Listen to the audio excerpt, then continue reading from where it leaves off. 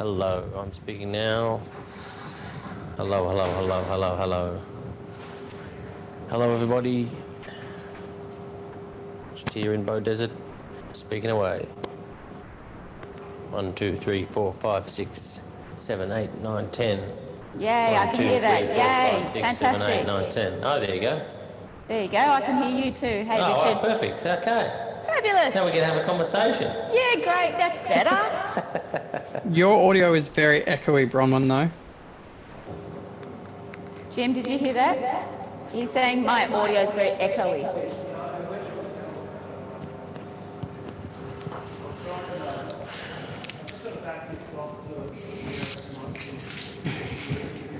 Okay.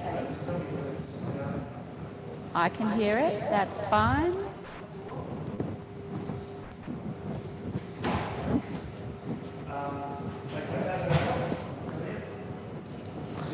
Is that okay, Elliot? Not really.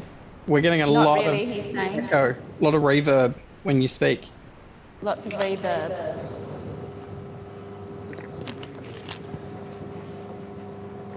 And we've got about a minute to go. The iPhone in the room, is it, Elliot? Sorry? It's not the iPhone in the room, the leaves off. The And it's actually iPhone or the quite iPad? quiet. I can't hear them. Hello. Yeah, do you have a I should put my device phone that's away in case someone rings broadcasting me. the audio out?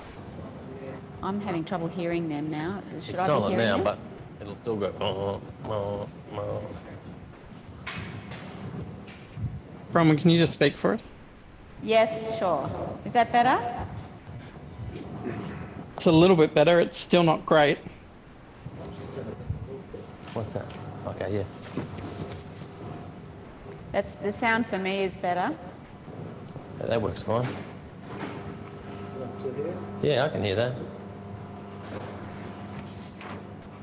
Whoever else Just- is talking is very clear. Yeah. Just talk Hi, for us Auntie. for a second, Janice. Bronwyn. Welcome to the May Arts Dinner Online. Yeah, Isn't it it's fun? still very echoey. Still very echoey. Did something change in the audio settings? In the setup on there? Oh, because it's such No. a big room. I don't think there's anything soft in that room, is it? It's all just hard surfaces. Yeah, that makes sense, doesn't it? Now? Yeah, a it's couple of fine. chocolate ketchup, a They're few going to couches use in a there, and different then mic rather than the lapel mic. Okay. Is she mic'd up close? The public aren't coming in yet. There's a waiting room now, so we don't have anybody on the public on yet. Great. When do you want to bring them in, Elliot? Well, I think we've got to wait till the mic's changed over for Bronwyn first. Okay.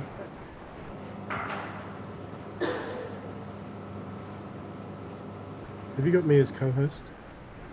I thought I did, but I'll check it and make sure. Hello, hello. Can Richard hear me in the kitchen okay? I sure can. Yeah, That's you are good. listed as co-host.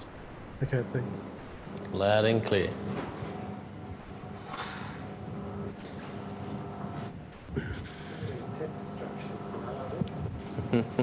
Yeah, Okay. How are they going with that mic, Bronwyn? build time. They're just about to get it.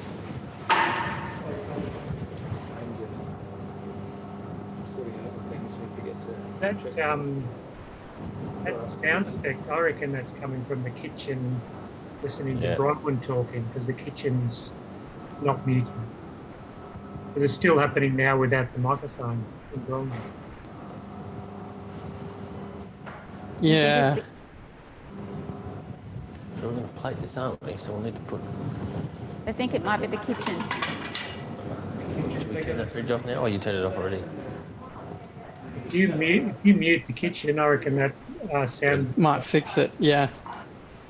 Oh, that's right, the fridges. We just turned it off. This is on, but oh no, it's not Right. actually on. Even How though I are turned we it on, going? it doesn't work. Am I still echoing? Yep. You are, but if we mute the kitchen, I reckon that'll stop. If we mute the kitchen, but then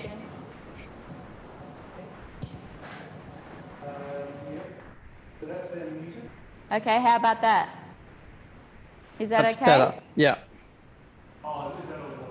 Yeah, so we'll just start and then we'll just have to play with it when I throw to Richard. Jim, when I throw to Richard, you'll have to unmute him. Yeah. All right, so are we just about ready to go? Is everybody cool? Yep. Just So, give us. Ellie, I'll let you know when to go because we're just letting the participants in, the audience. So just give us a couple of seconds to admit everybody, and then we'll get started.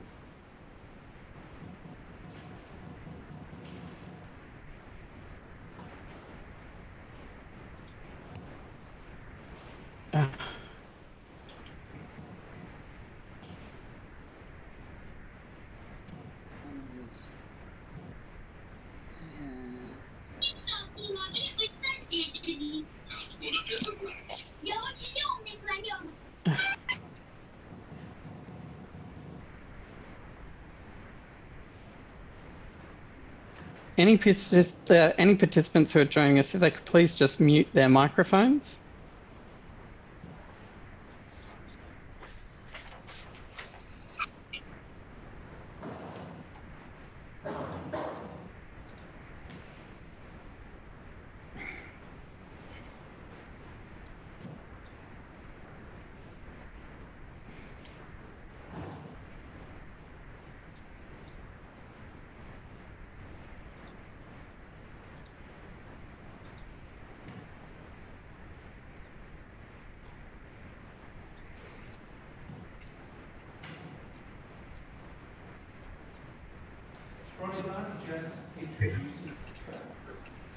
no, I am. Sit down.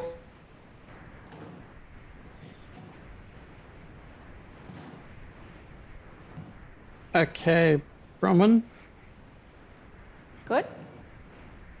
Yeah, I think we've admitted all the participants now. There are a few more coming in, but that's all right. We can get started and we'll just keep letting people in.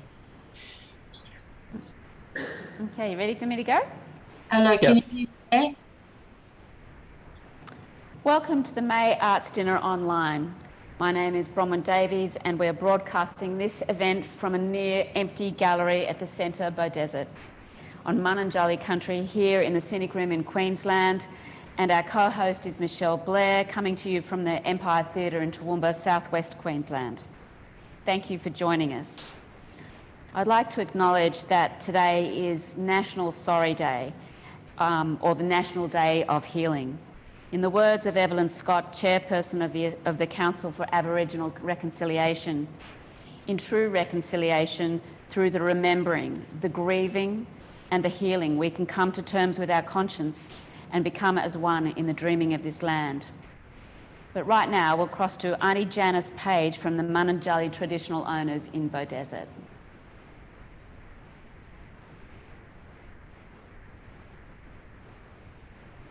Hello, everybody. Thank you for that kind introduction, and thank you for inviting the traditional Mununjali elders to share in this evening with you all. Maingu, Jingari Wali, Mununjali jargon. It's hello and welcome to Mununjali country. I want to acknowledge our elders that have passed for all the hard work that they did, for always encouraging us as children to carry on the stories, to keep your family planted in country, and to keep fighting, to go forward and to forge a future on our land and our country. I want to also acknowledge our present elders who work tirelessly in the community, volunteering their time, sharing the knowledge, sharing the stories, encouraging the emerging elders that are coming through to continue those stories. We have amazing young people coming through today, and we want to acknowledge them as well because they are our future. And I just want to add to this welcome that, as Bronwyn said, it is a National Day of Sorry business, which is something that started back in the 1938. It was called the Day of Mourning. And so the fight has been a continual struggle. but we have come a long way. We want to thank Scenic Ream, and we want also to thank the arts and this platform for being inclusive, and it's an opportunity for us to also to share, because it's a common platform and common ground for all in the creative arts. I thank you very much, and I wish you all a very good evening. Thank you very much. Thank you, Janice, for that touching welcome. Earlier this week, we were out on country on Wyalong Dam with Kim Williams and Mananjali Nari. This is some of Kim's artwork. The Piggabeen baskets are made from the Piggabeen palms, and a women's business from the Kulili tribe passed down to Kim through her nan, and they are inspired her print work, which she calls hidden stories, as she saw in the baskets symbols that you will see a lot of in a lot of Aboriginal artworks. Her paintings also include the inspiration for a community project she recently did to commemorate local veterans, where Kim painted power poles around Beaudesert so that during the COVID restrictions, people could go out to their driveways and stand near the light poles for the dawn service. But now we're going to cross to Kim and Mananjali Nari at Wyalong Dam.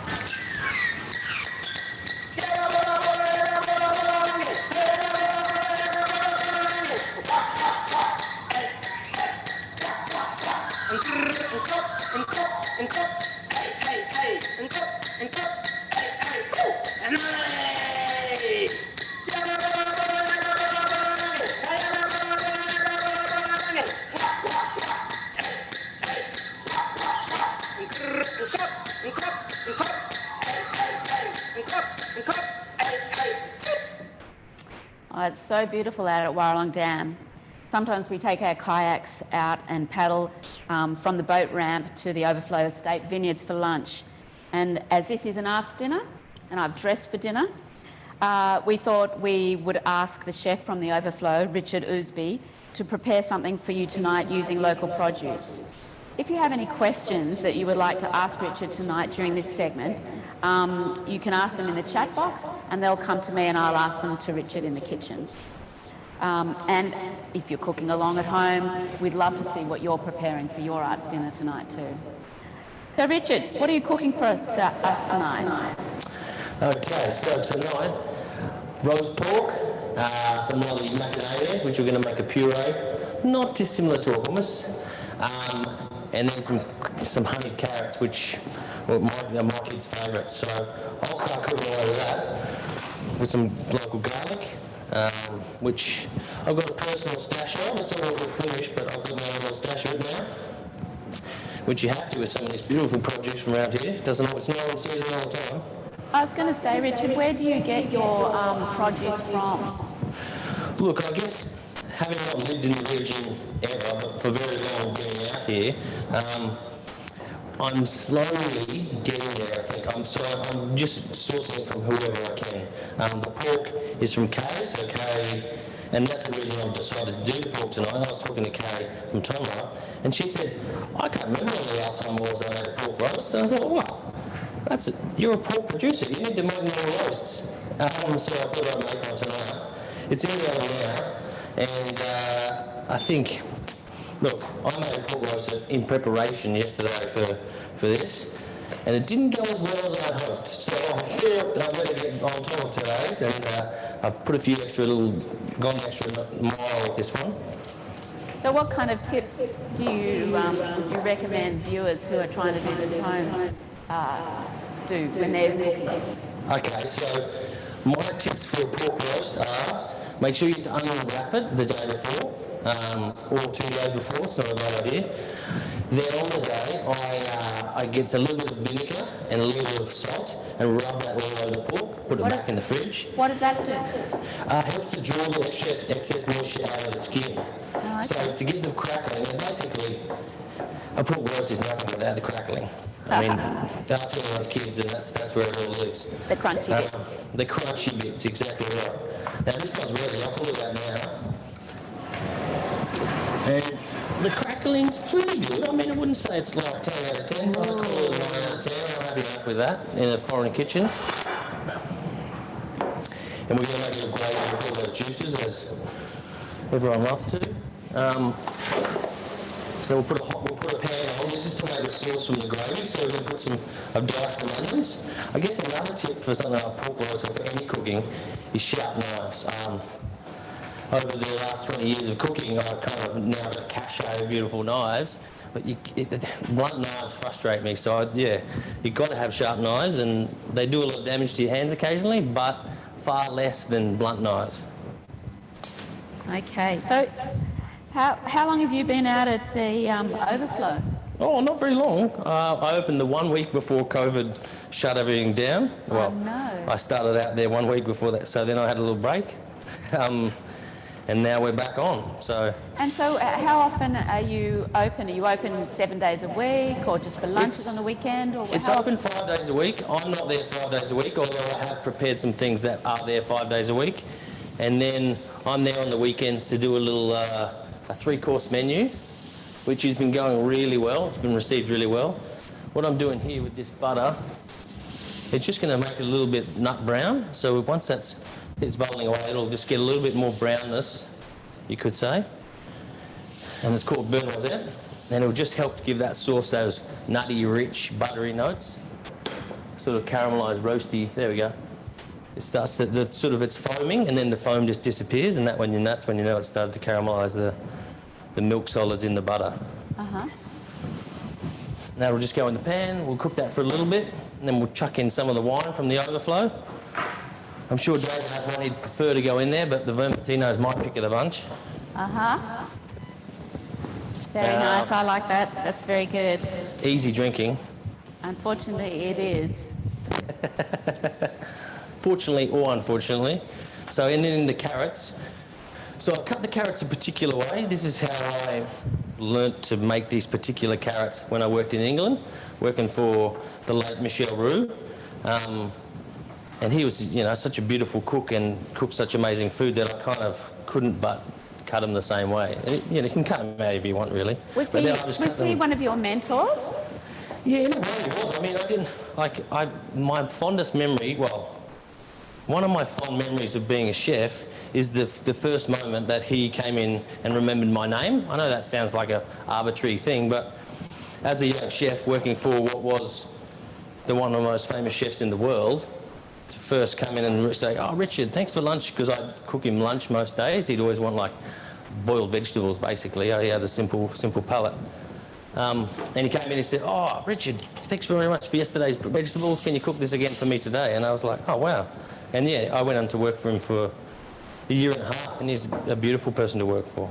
So that's coming back to that mentoring thing. That's somebody showing you respect while you're trying to get their respect. That's beautiful. Did you always want to be a chef? Well, yeah, thankfully. I mean, I feel blessed that I never had to make the decision what to do. I kind of always told myself I was going to be a chef at school. Some kids were going to be a fireman, but I always said, "Oh, I'm going to be a chef." So it was written in the sand or something like that. And so how did you get into it? When you were starting off, you leave school, what did you do? Did you have a mentor? At school I started with, I had a school-based traineeship. Yeah. I guess my first mentor, thinking back, was the hospitality teacher at school. She saw that I really loved doing it. She saw I might have some sort of knack for it. And then she just helped me get an apprenticeship or a traineeship in the beginning.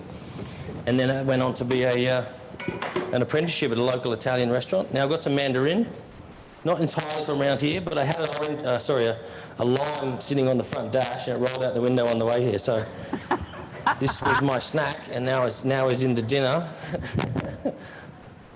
So a little bit of Mandarin juice. I just want some sort of citrusy element to it. I put a little bit of rosemary, out of my garden. That's fresh rosemary. Fresh rosemary. And while you're doing that, I just have we've got an audience question, which is, do you know when the Overflow will resume acoustic music sessions on Sundays? It's actually, we've started back with music sessions on Saturdays and Sundays at the moment. Okay, which when has do been- they, how long, when do they start? What time of day do they start? I feel like they start at 12, and then they go at 10-ish, and then they go through till 4. So, Okay, yeah, I don't know. I'm always in the kitchen, and I just hear this lovely music playing, and I think, oh, well, that's good. There's some people there now. Just put a bit more rosemary in. And then we're going to put some macadamia nuts, so about a good handful. Are they raw macadamias? Yeah, so they're from Greenleaf Farm, which isn't that too far from here in the context of the scenic rim. It's not a small place. And then some buttermilk. So this is the leftovers after making the butter. And this helps give a nice acidity to it as well. I think it'll need a little bit more, but that's what I put in so far. And we'll just blend that up. And this is, like I said, this can be a great dip. Put this, sorry about the noise.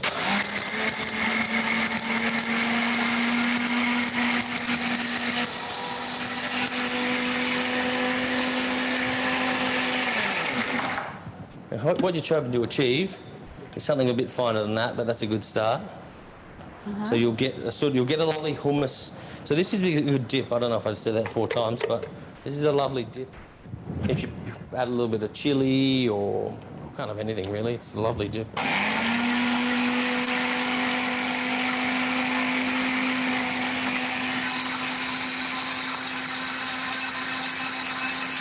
So is the idea to get that smooth, or is it still got to be a bit chunky?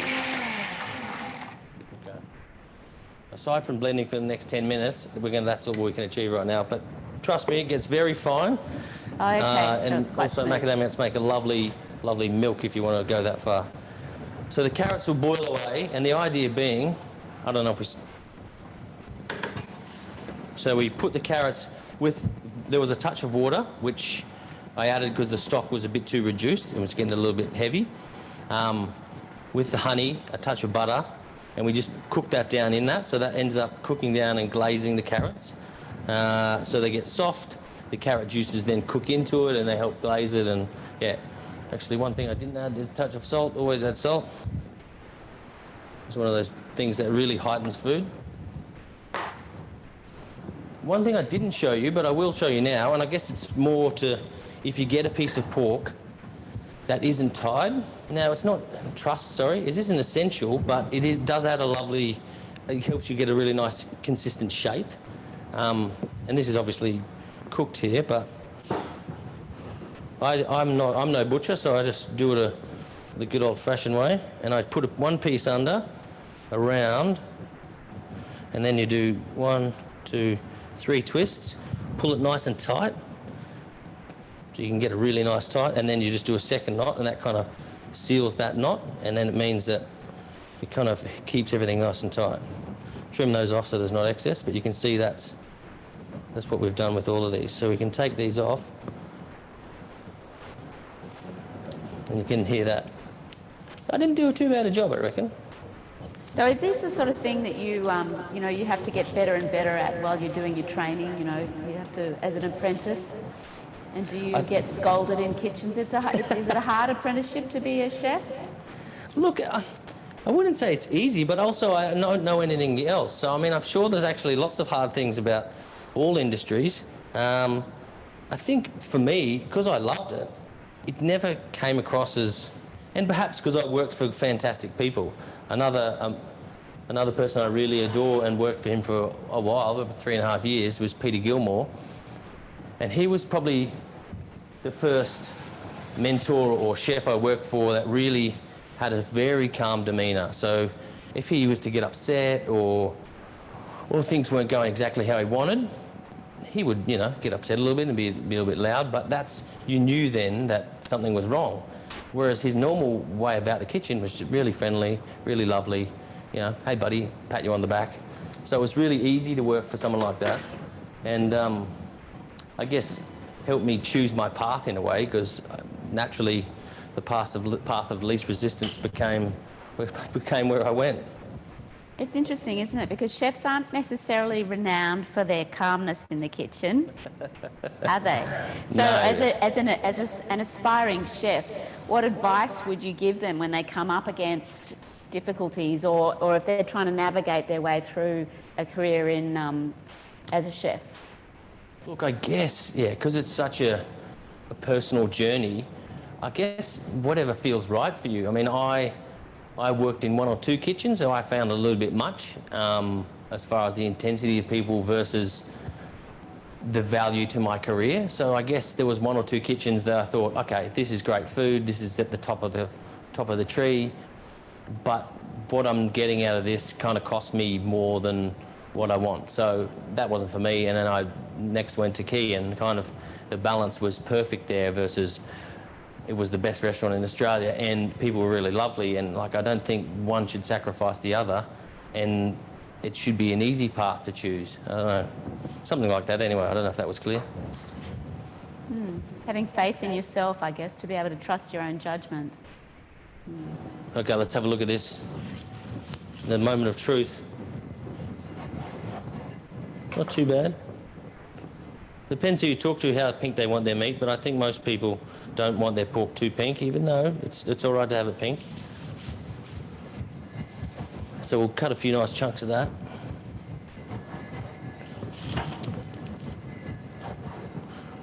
There you go, that looks pretty good. I don't know what that looks like on camera, but I'm pretty happy with that.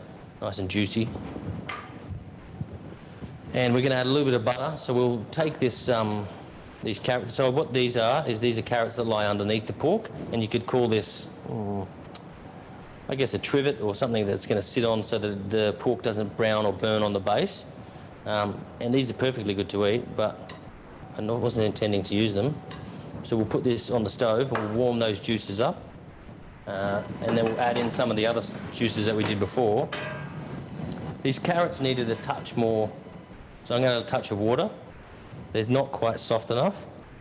Although they're starting to glaze nicely and they've reduced all the stock out, I'm going to add a little bit of water to that, and then they'll continue to cook just a touch longer. So don't be stressed out, a bit of water's not going to hurt you. So they'd be scenic rim carrots, wouldn't they? They definitely are. And I think, what am I using this weekend?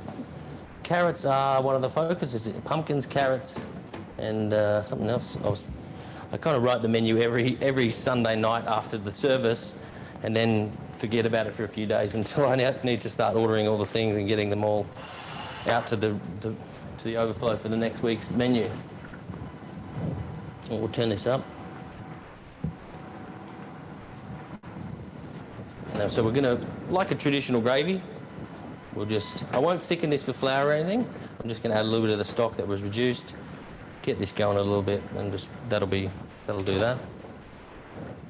So you're not putting any flour in there to make that into a to the gravy? I mean, I love, I don't know how many people make jus at their house. I mean, I have a cache of frozen stocks, but yeah, I don't mind a gravy, but I don't necessarily cook them that much. Mm-hmm. There's some brown bits in there. And then that'll just come to the boil. I'm going to add a little bit of this Vermentino, only partly because it's my favourite out of the bunch. And don't worry too much about cooking the wine off. It's actually quite nice to have some of the wine flavour. Just if it comes to the boil, that sort of alcohol tang, you could say, will burn off pretty fast. You can see there. It's all the sort of burny bits from the... And obviously you can't taste it, but I'll have to do that bit for you. It's pretty good.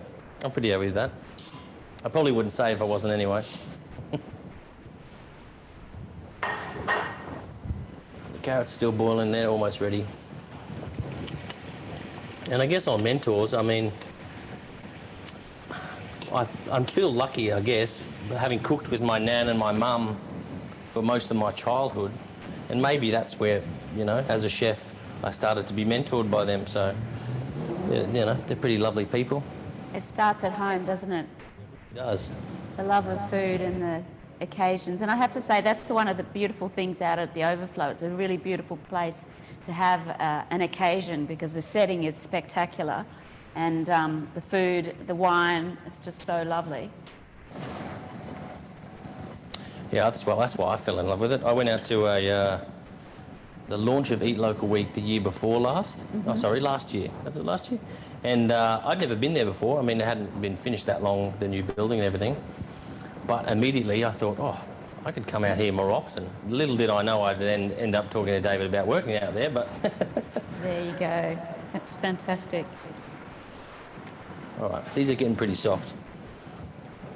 And it depends how soft you want your carrots. I mean, I like them with a touch of texture. Other people, like Michelle Roux, didn't want it to use his teeth too much.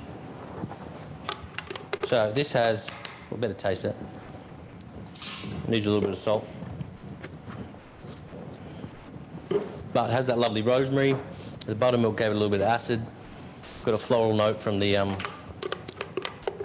mandarin.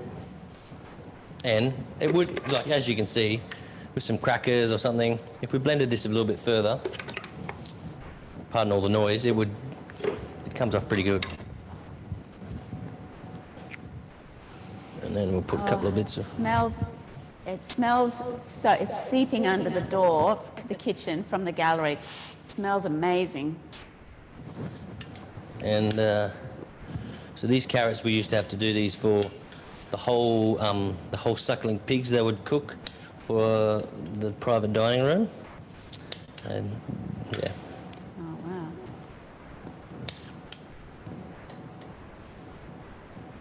And a little bit of that honey's not a bad thing. And we'll put a little bit of sauce.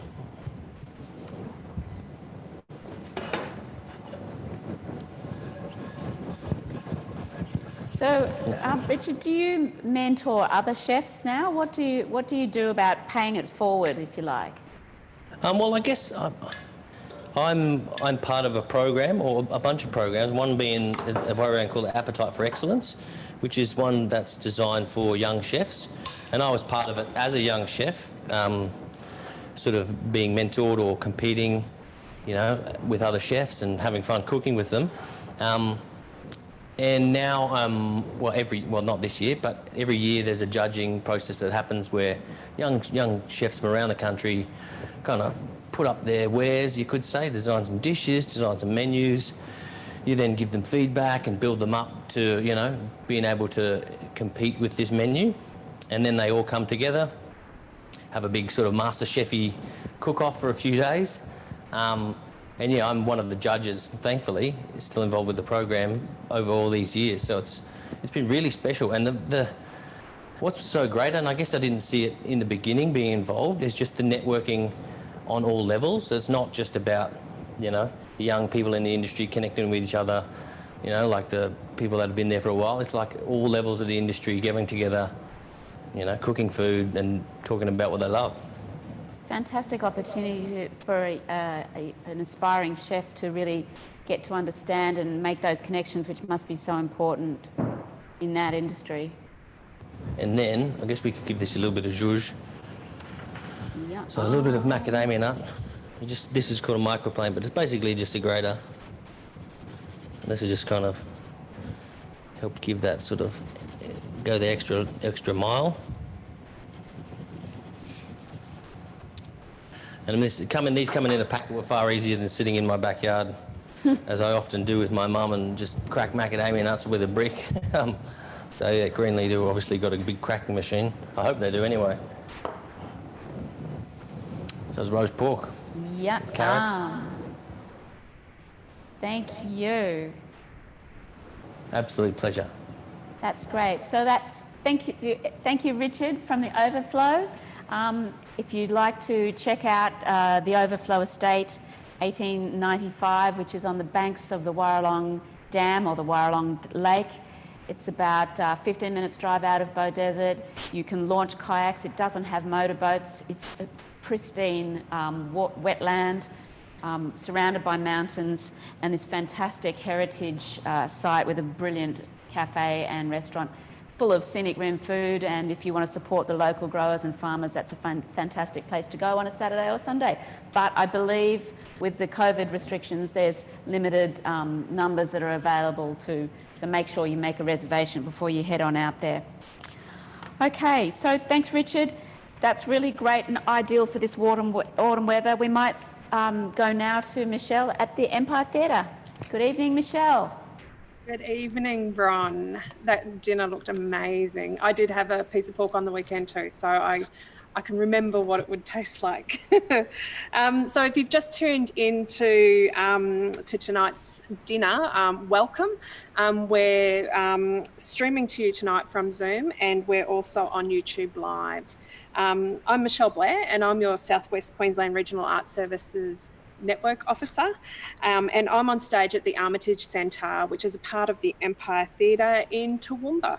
I'd also like to acknowledge the Aboriginal parties whose songlines traverse these lands we meet on today, the Western Waka Waka, Guyabal and Jarrawa peoples, and pay their respect to their elders past, present and emerging. I too would like to acknowledge National Sorry Day.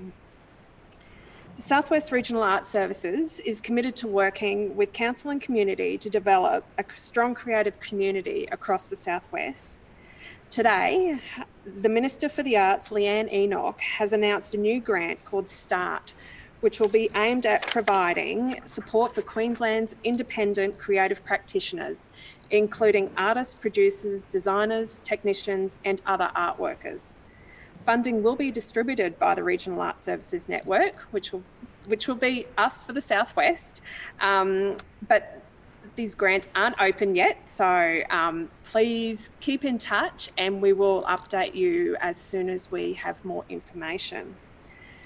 So back to the online event. If you have any questions throughout the night, please post them on the chat, and the team at Arts Front, who are behind the scenes, will get those questions to us.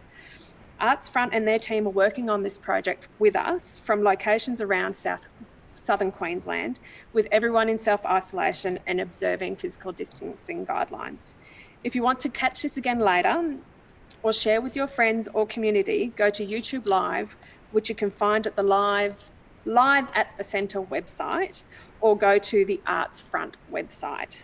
Bron and I would like to thank Arts Front and encourage you to check out their website and register for a host of online events and conversations in the arts that they are making happen in Australia right now.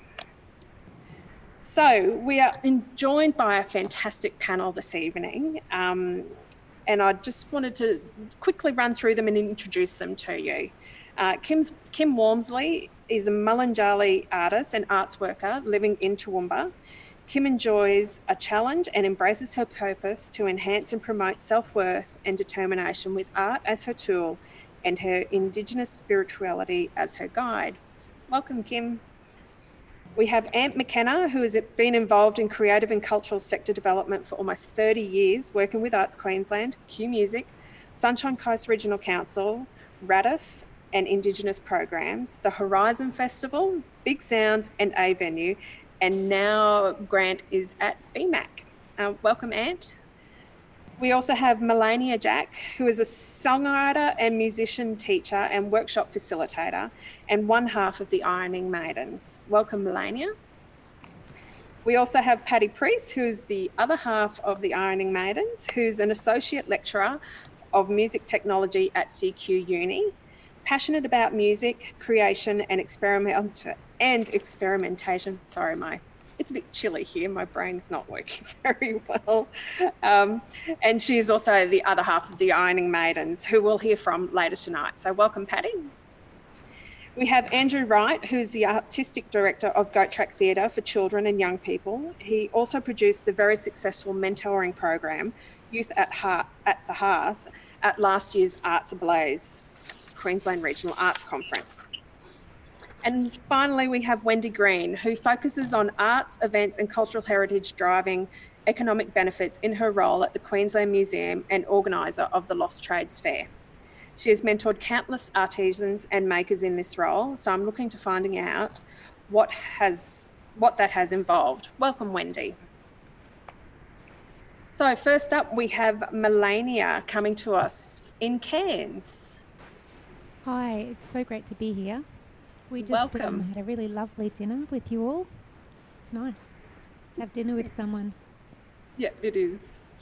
So Melania, thanks for joining us. Thank you to you both, seeing you both on screen. Melania, your career has involved acting, teaching, songwriting and performing, and is going gangbusters with the Ironing Maidens. You have had the experience of being mentored. How did that come about? And was it a formal mentoring program or something more informal? And what were the greatest benefits of being mentored? Yes, Michelle, actually our project kind of started with a mentoring project, actually. Like the Ironing Maidens was relatively new, and we had all of these ideas and we were trying to get it started. And at that point, when we were just in inception, we were lucky enough to be able to have a formal mentorship with Candy Bowers, who's an amazing producer and artist, who's produced things like Hot Brown Honey and Circus Oz. She was in Circus Oz, and is just a really wonderful artist and activist. And that came about through, we were at the time living in New South Wales, and Arts New South Wales ran a program called Connect alongside Southern Cross University. So it was both a mentorship and research program into the concept around mentorships. So it was a really great time to receive that mentorship, and it was really instrumental in actually getting the Ironing Maidens up and off the ground. Can I ask, No, you go, Bron. I was just going to ask, what did that mentorship actually look like? I mean, you said it was a formal mentorship. What was it? You had to apply for it, and then once you got it, what does it mean? What does it look like? Yeah, so it was an application process, and then when we received the mentorship, during that process we had to, suggest who we wanted to work with. Originally I'd written down Grace Jones, but apparently she wasn't available. But Candy was amazing. Hi, Basti! It was amazing to work with on that project, and it really kind of got us going. The other part of the question was, what did it look like? Yeah, we had a time allocation, and we sort of provided over one weekend. So in that process, did you have multiple contact with your mentor, or was it a very short process? Yeah, that's right. Patty's just reminded me, because it was, that relationship keeps on going. And I think that's part of the knowing that you've got a really great mentor, is that you've got that continuing connect, and many years later you're still finding value from that relationship. So after being mentored, have you had the opportunity to, and do you work with other artists in a mentor role? Yeah, absolutely, we do. We've kind of, I guess because of how valuable these mentorships have been to us, the people that we've been able to work with, then we recognise, that sort of pay it on model. But we've kind of made it a bit of a keystone in all of our projects. So every single project we do, whether it's a tour or a creative development or any kind of work, we always have a mentee on board. So for instance, on our Queensland tour recently, we had 2 young students, music students, who came on board the tour and basically learned all elements of touring and setting up PAs in random laundromats in regional Queensland, and talking to audience and running the socials, and all of those elements they got to experience on tour with us. And it was great because one of those students came back and then was able to get a position working for a venue here.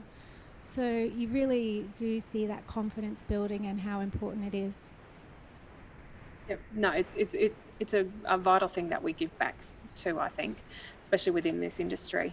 Thank you very much for your time. We'll cross back to you guys later. So I'm straight into Patty. So no, we're not crossing back later, straight up. If I read my script, I'd be right. So Patty, you've been a lecturer in music technology at CQ Uni and would have students potentially all over Australia. Teaching by its very nature is a mentoring role. What are the key ingredients you find are important to be a good mentor? Well, I guess that, number one, I would say, is turning up, being available, being there, listening, you know, to the stories, to the experiences, being open, just to hear what's going on for your students or, mentees. Number two, I would say, on a similar tangent, is being open and invested in the growth of your mentee. You know, because it's one thing to have a formal arrangement, and yes, you're going to do this and this and this, but I think for us in the arts, we need to be invested in the next generation and all the work that we're creating, because these mentees that we work with, and they become our tech, they become our backup dancers, we become their tech, their backup dancers. It's a community that we're growing here. So we need to be open and invested in that. And I would say number three is having a growth mindset. We kind of hear about this being thrown about, but I think being able to be open to making mistakes and then being able to reflect on those, and I guess in that space, that's where we really learn how to grow, I guess. Hence the name, the growth mindset. So do you find too there's a difference between how you would approach a more formal mentoring process and how you would actually go through a more casual mentoring process? So obviously with your students, you've got a very different way of approaching it than you would anybody else that you would mentor. Yeah, I guess, lecturing has a very formal, we have terms, and that relationship ends at the end of the term, doesn't it? Because they hand all their assignments in, and that's all we have to, have contact with them. Then they come on tour with us. So I guess, look, in my experience, the formal has always turned into an informal, and in that sense, those relationships have grown into friendships, and those friendships have developed and opportunities have grown from that, whether it's, we're taking students on tour with us, or we run into them at festivals and they're off doing wonderful things, running stages. But I do think that the idea of an informal mentorship has such capacity to build our arts community. And I guess like our experience of being mentees, and that relationship growing into a more informal mentoring arrangement, we've certainly grown from that. So I definitely see heaps more value in that kind of informal arrangement.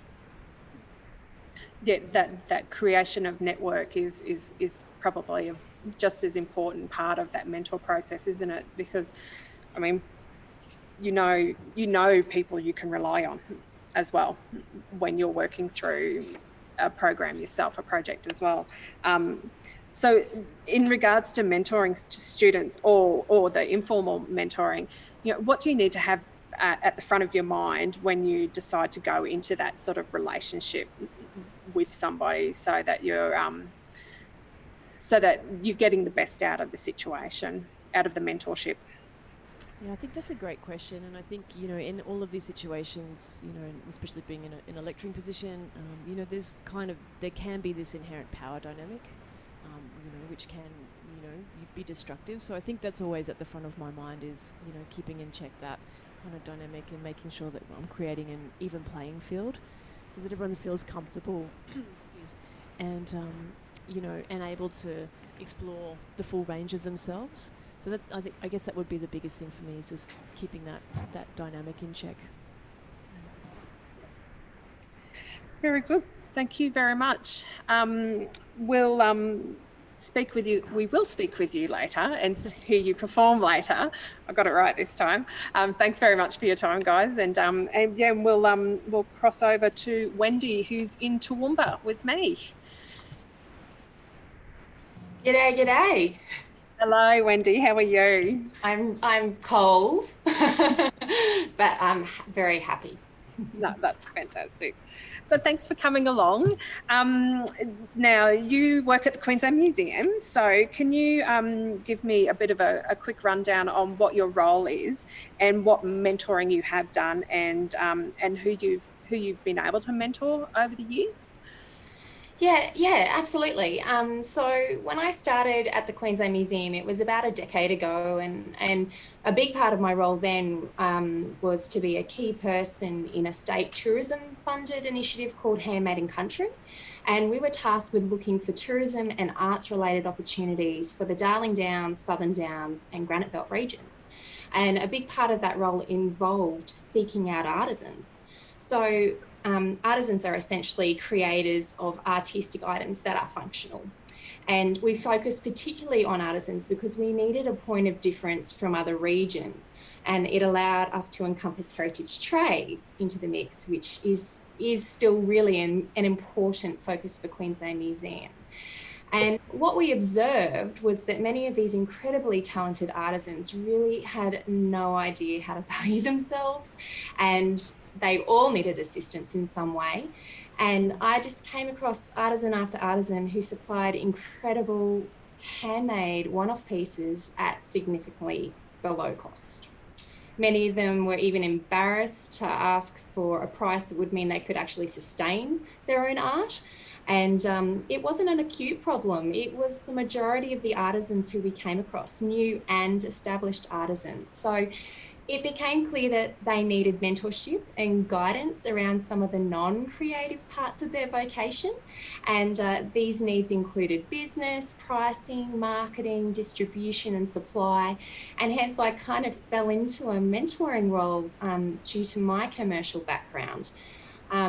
We ended up with around 1,000 artisans in the 3 regions for the project and hosted regular info sessions on subjects like moving from hobbyist to career artisan, charging GST in your pricing, doing a killer display, getting ready to go to market.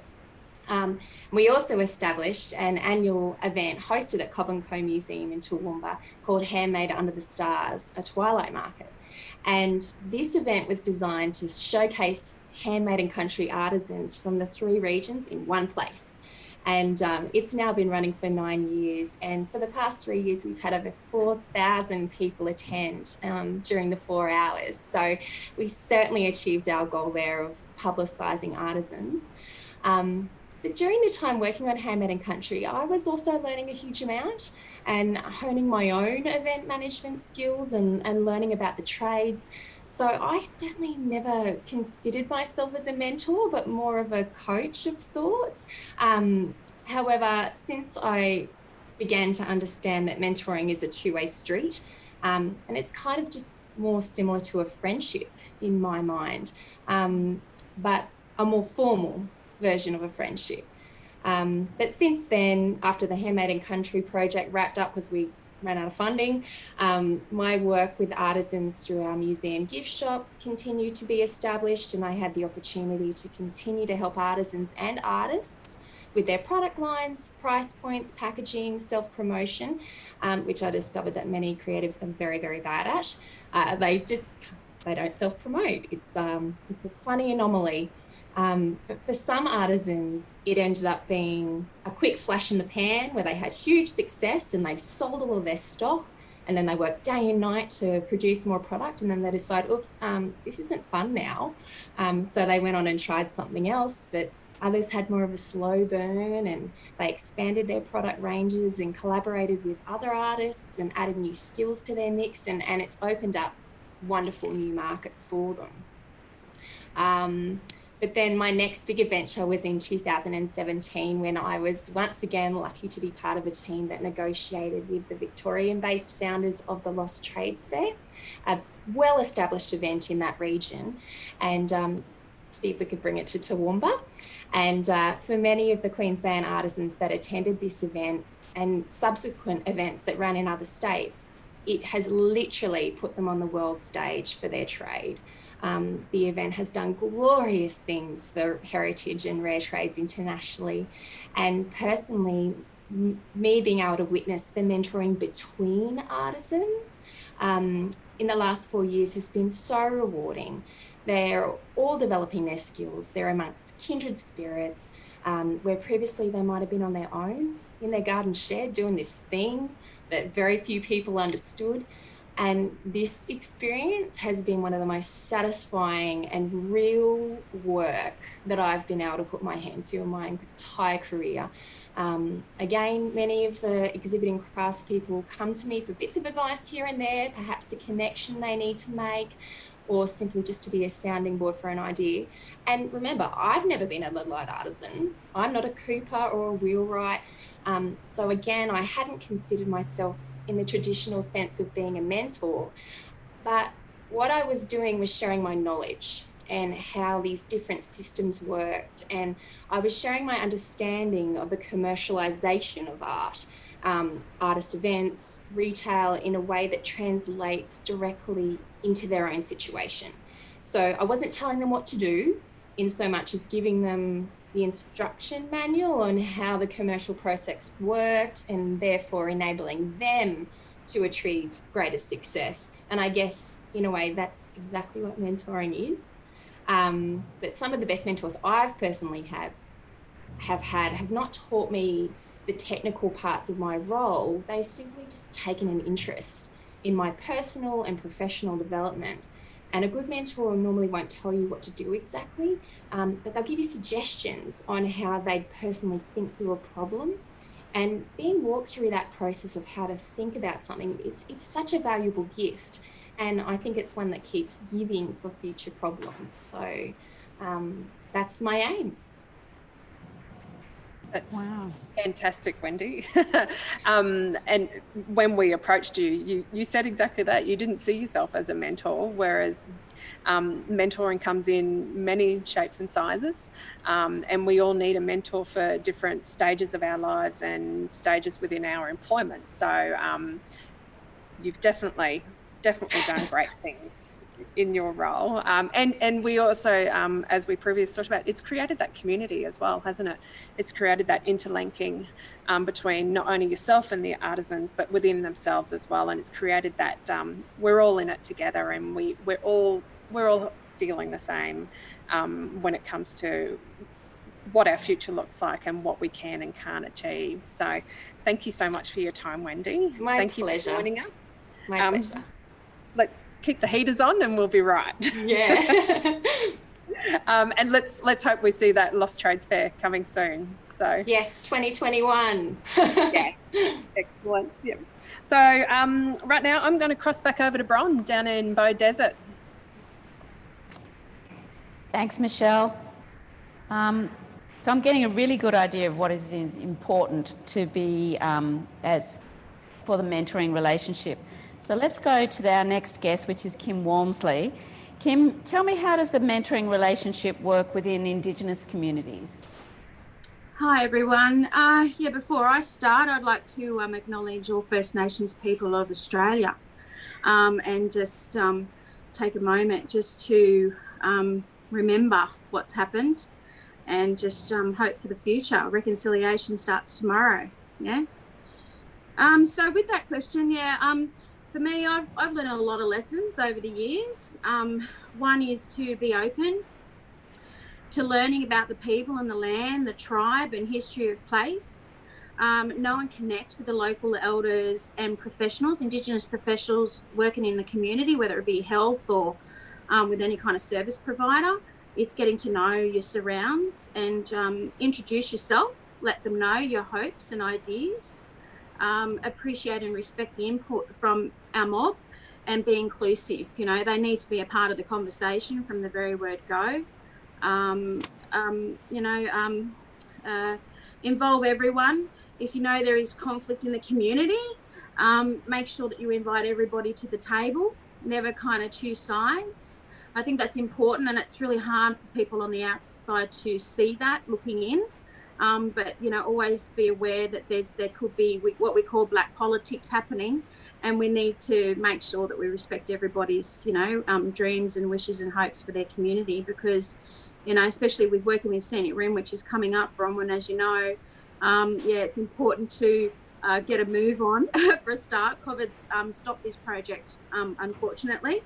But once we get back on track, you know, for me, it's more about not me being the artist anymore. I want to be that facilitator and empower the community, because I don't live on Mununjali country. I live in Toowoomba. So it's important for me to empower the locals to take control of their own destiny, because I can't just do a project and then move on and forget about them. You know, I need to empower them so they can keep it going. And also, I think listen to hear, be authentic in your goals and your purpose and outcome. And I think that's to do with everybody. There's no colour there. Patience with cultural protocols, which can and are different from tribe to tribe. So just because we're all Aboriginal doesn't mean we're the same. So we need to really connect with those elders and the local leaders of the community to you know, make sure that we're doing what they would like us to do, not what we see as being the best thing for them. Yeah. That's I think there's a lot of lessons that we could learn from the Indigenous communities about the way they work, or the way you work. What do you think we could learn best from you? What is our mob doing wrong? And I'm sure there's a lot. Oh, I think you've got good intentions. Look, I think it's just listen, spending time, really investing in a relationship with community.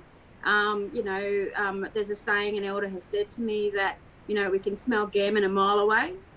So, you know, we know, and sometimes, you know, your intentions and other people's intentions are great, but we're just nervous, I suppose, on who we let in. I mean, I'm Mununjali, and I've still got to earn that respect with my own community, and because I don't live there. So I've lived in Toowoomba for 20 years, and I've worked with Toowoomba elders and community for that long. But yet, even though I'm Mununjali, I still have to gain that respect through proving that I can do a project. So that's coming up. Watch this space. So we'll talk a little bit about that project in a minute. But if you're an aspiring arts worker, for instance, and wanting to work with Indigenous community, doesn't matter where it is in Australia, what other than listening, what else do you think that they might need to do to gain the respect of the community, and of course Indigenous communities and the broader community? What advice do you think you would give them? Advice, I think, like I said, it's having those workshops and those talks, and you know, we don't like those words anymore. Cross-cultural awareness. It's about being interested because you want to be interested. Don't just be interested because it's, you know, you've got to tick that box. And it all comes down to knowing the authenticity coming from the individual, and earning that and building that relationship and that rapport. And that takes time and you know, dedication, I think, and commitment to the people themselves, getting to know who they are and letting them know you as well. I think it is relationships, and you know, you can't create massive projects over one cup of tea. It takes a long time. Yeah, so it's that time, investing time to build the trust and the rapport up with everybody. And of course, in governments, we're not always good at doing that, because we've got, you know, and I guess in the commercial world as well, we've got time constraints, and we don't sit down and take time to get to know people, because we've got to tick those boxes, don't we? So well, I mean, most artists struggle because of the time frames, yeah, and sort of that sort of puts this pressure on the authenticity when you've got, you know, a couple of minutes. I was listening to the girls, the Iron Maidens, before, when they said that, you know, they build that relationship over a term with their students. Whereas for me, when I've done workshops with students, I might have 15 minutes with them. So mentoring a little kid for 15 minutes while they do a project, and then I get another class of 30 or 40, makes it really difficult to build, you know, to be a mentor. So you're just hoping that you say the right thing and you've switched one little light on somewhere. And I often see it, you know, I get little gifts and little things. So, you know, I can't say I'm a mentor, but yeah, I like to inspire and motivate little people by just getting their creative on. Yeah. That's pretty good. And of course, people here in Beaudesert will have that opportunity to watch you get your creative on and participate in that in the upcoming Corroborate project too. Do you want to tell us a little bit about that? Yes. Look, Corroborate hasn't started yet. It's going to. The project is more about the community actually doing the artwork. I've designed the idea, the concept is a large scale, but it's about the community actually owning the artwork. So I'm not doing any of the design work. It's me doing hopefully workshops with community so that each person can talk about themselves and we can learn to symbolize that through colors, shapes, symbolism, and they'll all be painting on a U shape, which is going to be steel. And there's 80 pieces. So I've got to find 80 community members through these organisations and schools and youth supports and all sorts of places. So that's going to happen. I'm hoping that because of COVID now, we can do a little workshop of 10 people. So that might mean 8 days or 10 days of workshops. So you've got to, I think as artists now, we've really got to start. It's always COVID. I've got the safety measure because you've got paints, you've got brushes. It's like, oh, it's a nightmare. So I'm looking forward to the challenge, and this is the way things have to be now. And I think hopefully we can do this so well that it'll become a little bit of an idea for others, you know, to say, let's not let COVID stop us from being creative. You know, we need to keep doing this because we've got all this internet and we need to be creative and inspire our young ones and others. You've mentioned a lot is being inspirational.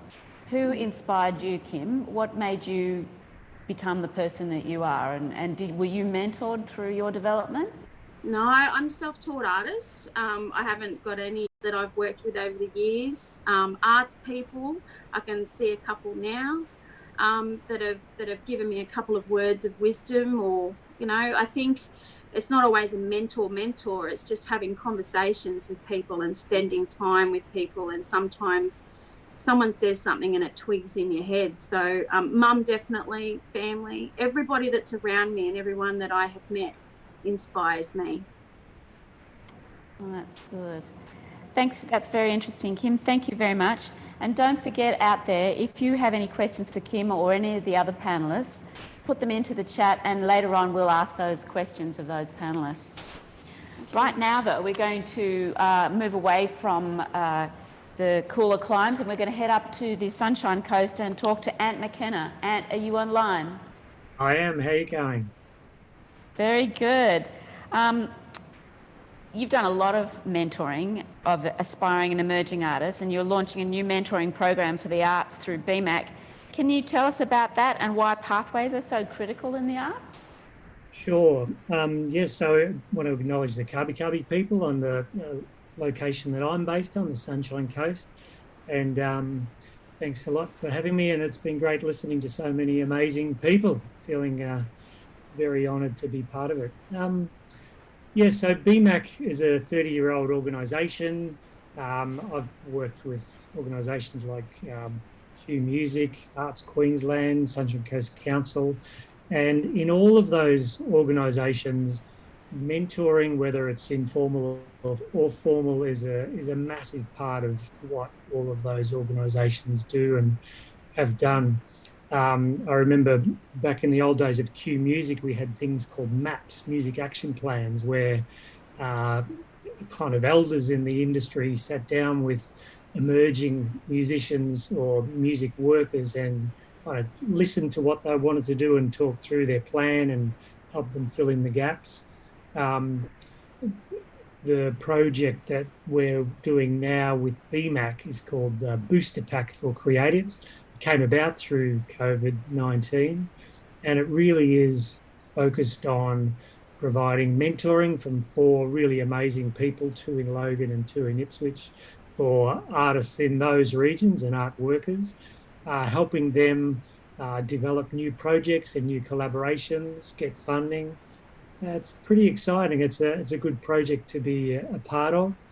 And yeah, I guess some of the key things, I'm probably anticipating your next question, Bronwyn. The key, I should have let you ask that because you wanted to say the word ingredients, didn't you? I did. Seeing as we're at an arts dinner, I did want to ask, what did you think was the most important ingredient to Yeah. include if you were setting up a mentoring program? And if those people around Queensland or Australia who are thinking about this, what advice would you give them, or what would you say you should make sure this is part of it? Yeah, well, and I mentioned the Q Music thing previously because there was a micro funding process attached to the program. It was called A Venue, and it was an idea that Arts Queensland had in the very early 2000s. And having that funding there, a small amount of funding for musical artists to apply for, was the key reason why they wanted to be part of that mentoring, because you had to do the mentoring to then get access to that. The booster packs for Creative now is about small micro grants, and the mentoring and the partnership and collaboration development is all wrapped around that. So I think having a really great benefit to be a part of it is a good reason.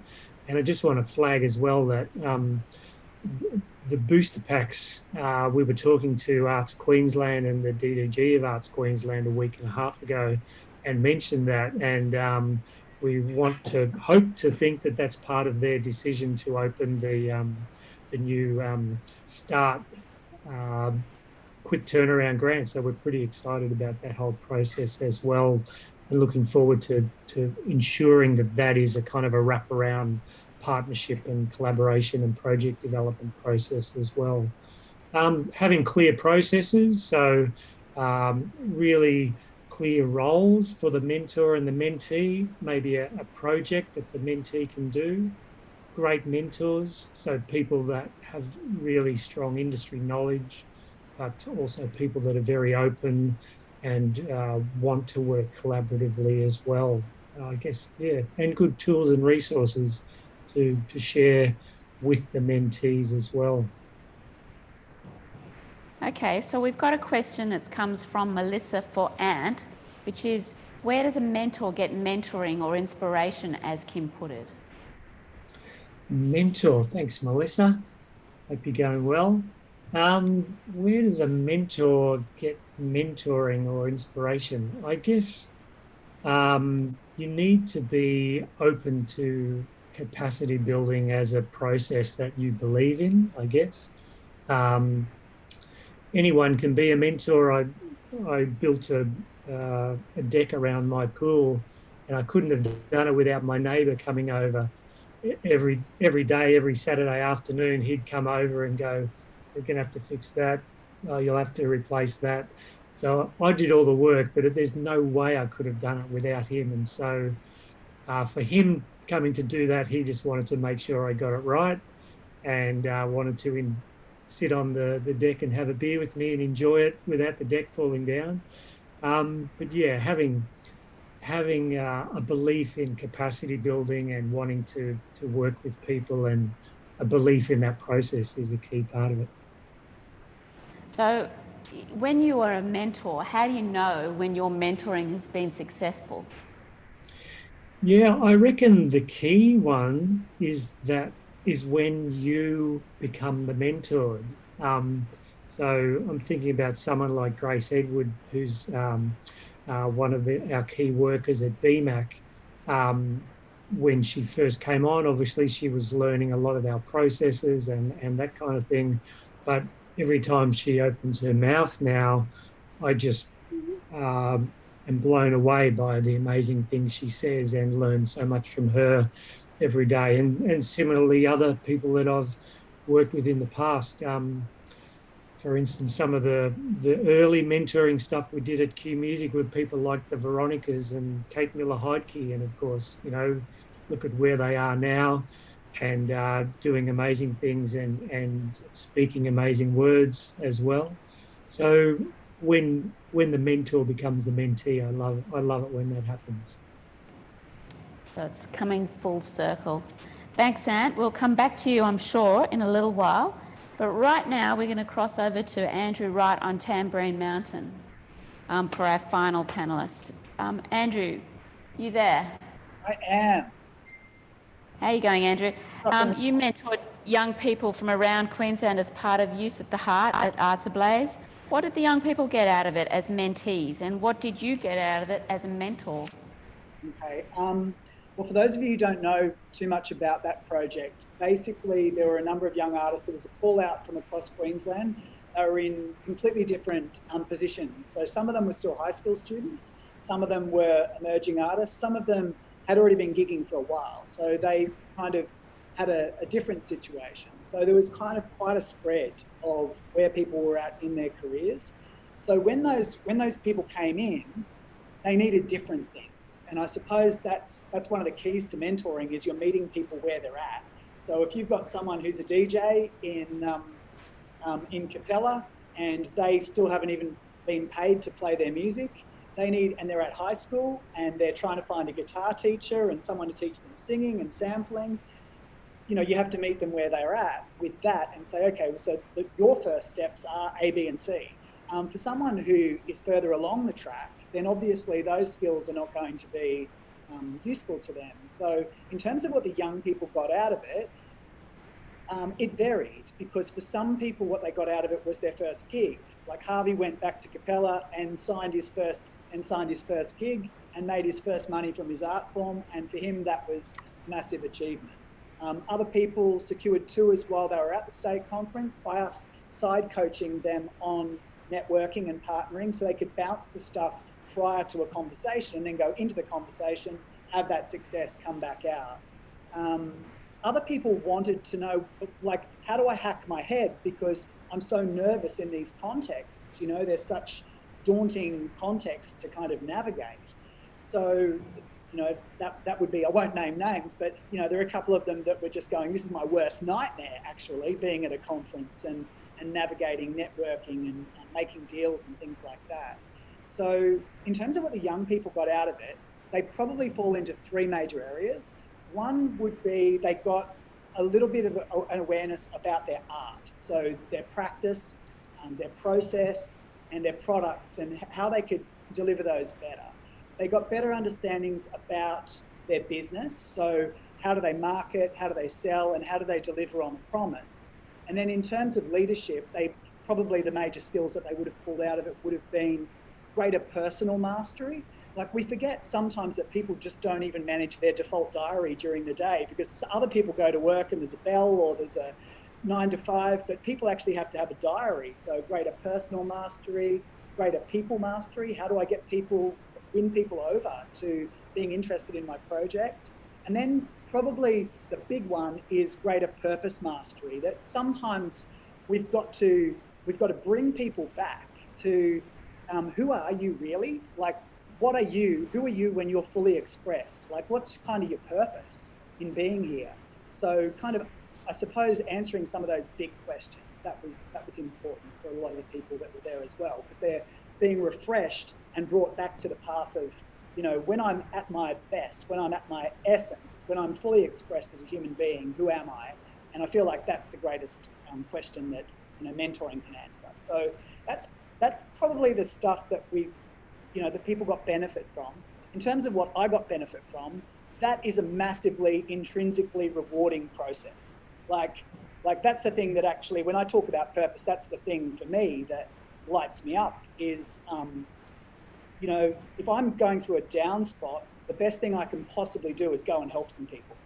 So for me, I think mentoring is intrinsically valuable.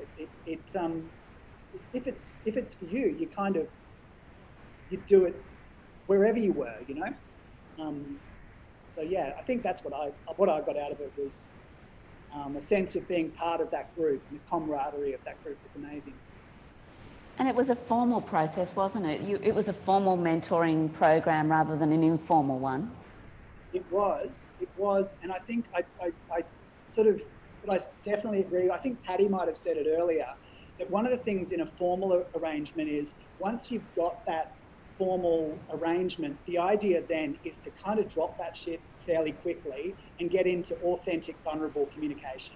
So, I mean, yes, you can come through that formal process, but if you try and hold status in a mentorship, I feel like, you're kind of disingenuous, and in the words of Kim, people will smell that, a mile away, So I think that, yes, formal mentorship, it was a formal mentorship, there was a formal call out, people applied, there were all those processes. But once they were in there, it was about, okay, rule one, day one, can we just please take our masks off? Because all of us have things that, if we're going to get anything from this thing, we've kind of got to bare our bellies and go, this is where I'm vulnerable, this is the place where I need help, because otherwise the whole thing's a bit of a, for me, the whole thing's a bit of a sham and a bit of a show unless you kind of bare your belly a bit. So Andrew, you mentioned something there, and I'm picking up all the different things that seem to be key in this conversation, and that is the communication between the mentor and the mentee. What is it? What are the key things that we need to remember when we're communicating?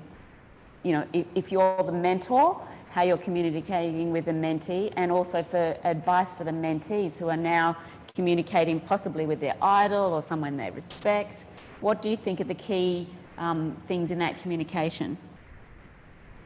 I think for mentors, like when I'm mentoring mentors on mentoring, so like, because we have mentors at GoTrack, right? So sometimes I'm mentoring young people or I'm mentoring business owners or whatever, but sometimes I'm mentoring the mentor on how to mentor. And one of the key things early on is you need to know how to do the drop, right? Which is, what is the drop? Yeah, how to, like, imagine that they, you know, you were talking about how do you do the whole combat with the expert status. You have to actively undermine that. And I think Patty related to it earlier as well. So the drop is like, oh shit, I've just dropped some tomato sauce on my shirt. I'm on the phone with you, but I've just dropped some tomato sauce on my shirt. It's kind of like just dropping your status a bit so the person feels a little bit more light and comfortable in the situation rather than that other thing. Another thing is to disclose your own vulnerabilities.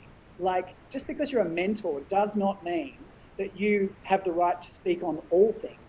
It doesn't mean, you know, like, and actually what's amazing sometimes, like I was mentoring a girl in Africa last year, and she was asking about mindset. She was made jewelry, and she was talking about, oh my God, I don't know if I can go out and make these approaches. I'm so nervous. Do you ever get nervous? And I said, yeah, I get nervous all the bloody I wake up nervous.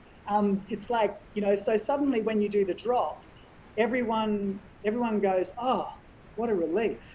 No one's really got it together. And that's why mentoring is important, because none of us, like I've never met a person who has it all together. So once we do that, we're in the space of just being able to go, this is where I'm really owning it at the moment. And if I'm owning it, then I should be helping someone else through that thing with their permission. But in the areas that I'm not owning it, I have to look for mentors, you know? And that's the thing as well. Quite often we've got, you know, we might be a mentor in one area, but we might need a mentor in another area. So, yeah. So that brings me to, been watching your career, it's quite interesting because in the last year you've been to India, you've been to Singapore, and you're also a guest of Richard Branson's in South Africa. What was going on there?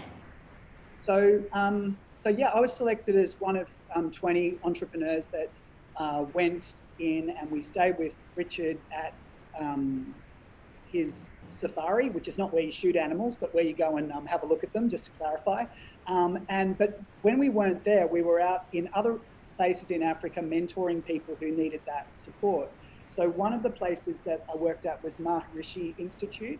And those guys take people off the streets of South Africa who are in poverty, and then those guys are actually taken in, and basically there's a whole reconstruction of their brain, because 66% of the people who come into that are suffering PTSD.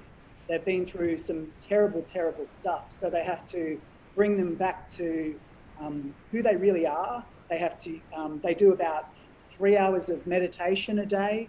They have to reconstruct these people to believe that they're worth something, and then they start to build in the business skills to help them to navigate the world and to build their business. So they're about building entrepreneurs, and they feel like what's going to happen, and I think this is so cool, that's why I was involved,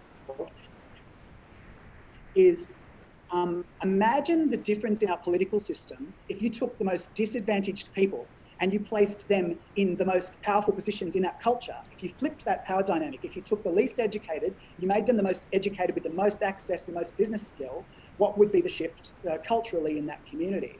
And so that's the premise of it. So we kind of went over there and we were mentoring young entrepreneurs in order to create their own businesses. So yeah, so that's kind of what we were doing in Africa. But you were also being mentored by the other people who were part of that program, and of course probably Richard Branson, I dare say. Yeah. So we were mentored by Richard, and we were mentored by other people, and then I was called on to mentor in the circle as well. So it's been mentioned a couple of times tonight, that idea that mentoring can be circular, and where I've got, you know, really high levels of skill or talent, other people won't, and we kind of fill each other's gaps in a way. So by hanging out in a space where everyone's there to help everyone else, that's the major objective. So when you turn up, you go, how can I help? How can I be of assistance today? And by people, again, this starts with people being vulnerable. No one's ever been helped truly who hasn't kind of acknowledged that, or had an awareness that they, you know, they need to be helped. Yeah, so that's kind of the starting point. And you know, I think one of the things that you notice with Richard is that he actually is constantly. This is a little trick that I noticed. I don't think it's a trick. I think it's a really productive habit that Richard had. I'd ask him a question, and remember, I'm asking Richard Branson a question, so it's kind of like everyone's hanging in, you know, kind of going, how's he going to answer? And you'd ask Richard Branson a question and he'd answer it, and then he'd say, what do you do about that, Andrew? And I'd go, oh, well, at the moment I kind of do this. And I just went, bingo, that's why this guy's one of the smartest entrepreneurs on the planet, because what he's doing is he's not presuming that the person who asks is dumb. He's not presuming that the person who's asking the question doesn't have their own value or their own innate knowledge. So every time someone asked him a question, he would ask them back what they did. So he wouldn't actually say, he wouldn't not give them the value, but he was constantly, imagine if that happens to you as much as it would happen to someone like him, that every time someone asks you for wisdom, you ask them what they do as well. How much wisdom would you gain from that process? So I think that's one of the ways that Richard self-mentors.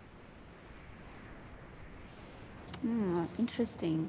Yeah, he's pretty so paying it forward, which obviously is part of that program, where do you see your role as a mentor and the opportunities for mentees for GoTrack going forward? So I think, look, there's because I work in a couple of different contexts. So I work, sometimes I'm mentoring 6-year-olds, right, and I'm teaching them drama. And sometimes I'm mentoring teenagers, and then I've got people who are within my company who are team members, and so we've got that as mentoring, and then I'm mentoring young artistic entrepreneurs to do what they do better. In each of those situations, I suppose it's about trying to stack that. So in the business world, they call that ascension, right? So it's kind of like, if I'm mentoring the teacher artist is mentoring a junior intern, an intern is mentoring a fast-track student. A fast-track student is like an ambassador, a teenager who can drop in on primary school classes. And the primary school kids who have got certain skills are mentoring. So what you're trying to do is you're trying to create a strata, which is kind of organized and informal at the same time, where basically mentoring becomes a prerequisite of the culture. So, that's pretty much it. If you think about the future is when the tide comes in, all the boats rise. So what we've got to do is all be learning and all be teaching all the time. And I think great cultures are defined by this one fact. We're all there for ourselves to learn, right? Like that's a given. We're all there to learn and to grow ourselves, but are we there to grow the person beside us? And for me, I don't want to work in any team or organization where where I feel like I have to grow myself because it's too much for me to do. I can't do that on my own. Like, that's just hubris to think that you can grow on your own. You need a team of people around you. And so good cultures, it's about saying, you know, I'm here for you, you're here for me, we're going to grow each other, and we're going to kick some ass in the process. So that's kind of where I see things moving. That's interesting. And, you know, you've really provided young people with a great opportunity. Thanks, Andrew. We're going to cross now to some of the questions you've had for the panel. The first one I have is, and I'm sorry I've lost the name of the person who asked the question, but was, how does so this is questions for anyone on the panel, how does an elderly person get a mentor? Anybody got an answer for that one? I went back to whoever asked that question, Dari, I think, Danielle, yes. Danielle, and said, "Oh, email me and we'll chat," because I guess it depends where you are, what opportunities you have to engage with other artists or arts workers, you know, how easy it is to contact people, whether you feel like you're part of a big open community, or whether you feel like you're totally isolated, and especially this time, that's a big issue. I guess being elderly is the same as any person with, you know, certain kind of opportunities or lack of opportunities. We all have gaps in what we're able to achieve, but I think being open, being in contact with people, asking people about it is always a good way to start. Thanks. Thanks, Ant. Another question we've got from Marisa is, can anyone offer tips on approaching a member, or a mentor, sorry, who may be an acquaintance or a role model when there is no formal process to which one can apply? Or is it best to try and find a process to fit into, or a funding, you know? So I guess the question is, how do you approach someone if there isn't a particular application process to find a mentor? How would you go about finding a mentor within your own community or within your field of endeavours?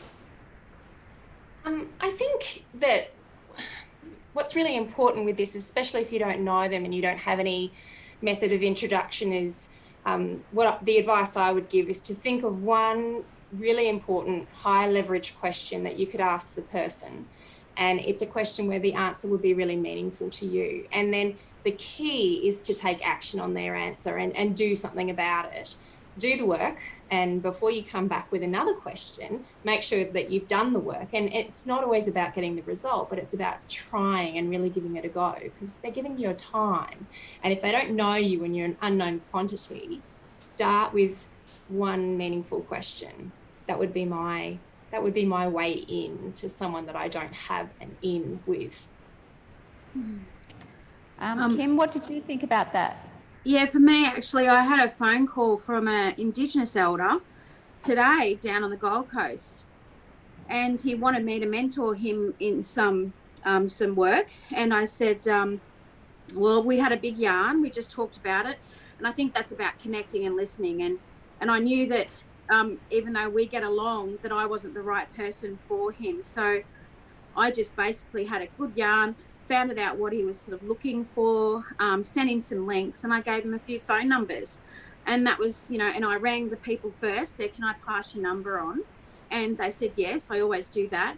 And so, yeah, they've connected, and I purposely connected him to an Indigenous male who is a younger man, but does the work that he needs. So, you know, it's those types of things, just having that conversation. But he reached out to me, which was great. So, and I'm always not passing the buck, but just, you know, I'm trying to, you know, share the load and, you know, share the information and the knowledge that's out there, because I'm not the keeper of everything. So it's important to you know, connect people with people, you know, that can support them rather than trying to do it yourself. And Andrew, That, you had some thoughts on that too, didn't you? So was that You had some thoughts on that as well? on the older mentoring situation, or the best way to? Or I think it was about the approaching. Yeah. I think one of the things is know what you want, because sometimes it's kind of like people come in and they haven't actually put a little bit of thinking time into where do I need help at the moment, and so as a result, it's kind of this kind of iffy, kind of ambiguous, amniotic sac of something happening, but we're not getting anywhere. So it's like, what do you actually need? And I think if you can say, look, I don't know about marketing, or I see people on Facebook, does that work? How does that work? And the more specific you can get, then you can go and do what Wendy's asking, which is like, if you've done that mental work yourself, then you can go, who do I know that can do that thing? So if you, for instance, let's say it was Facebook and it was marketing, and you said, that person seems to be everywhere on Facebook. They wouldn't be on Facebook every day of the week if it wasn't working for them. So they must know something, and then you go to that person with the, hey, I've tried Facebook, it hasn't worked. Are there a couple of key tips that you've got for me about how that could work better? And so having done a bit of groundwork first, great, and then I completely 100% agree with Wendy, go away and do something to prove that you're a good mentee, because when you show up, your mentor shows up. And if you don't, then I have a word for that, which is called ask hole. It's something that asks you for advice, and then they don't go and do anything about it. And that's kind of like the bane of the mentor's existence, is the ask hole. That is priceless gold. That's the key word for tonight. Yeah. I think that's a great takeaway. That's sort of so talking about having the question to ask, but I've always wondered too, how do you even pick the right mentor? We can all have these people that we maybe envy for what they're doing within their career, or we've been following them for years and we think what they're doing is great. But when it comes to the crutch, are they the right person to be your mentor? And how do you know that without putting in a lot of time before you realise that they're not the right mentor as well?